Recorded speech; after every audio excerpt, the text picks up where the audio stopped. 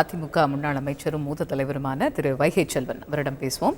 இணைப்பில் வந்தமைக்கு மிக்க நன்றி திரு வைகை செல்வன். வர இருக்கக்கூடிய மக்களவைத் தேர்தலுக்கு முன்னதாக குடியுரிமை திருத்தச் சட்டம் நிச்சயமாக நடைமுறைப்படுத்தப்படும் என்று உள்துறை அமைச்சர் அமித்ஷா தெரிவித்திருக்கிறார். உங்களுடைய முதற்கட்ட பார்வை. வணக்கம். இந்திய குடியுரிமை சட்டம் 1959 பிரிவு 5 முதல் 11 பாகம் வரையான பல்வேறு முறை திருத்தம் செய்யப்பட்டது.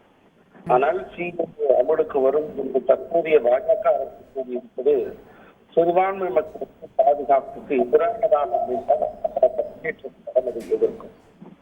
ஆகவே தமிழகத்தில் திருத்த மாத்திரத்திலே சட்டம் இவற்றை நடைமுறைப்படுத்துவது அண்ணா திராவிட முன்னேற்ற கழகம் எதிர்த்து நிற்கிறது.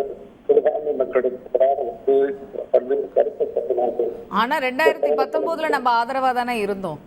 ஆமா, அதாவது 2019 மக்களவை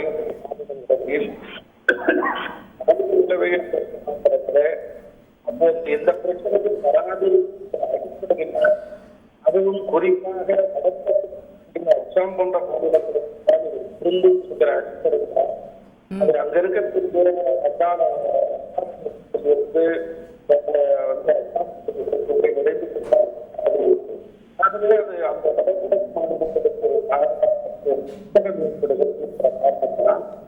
அதற்கு இது இந்தியா முழுவதும்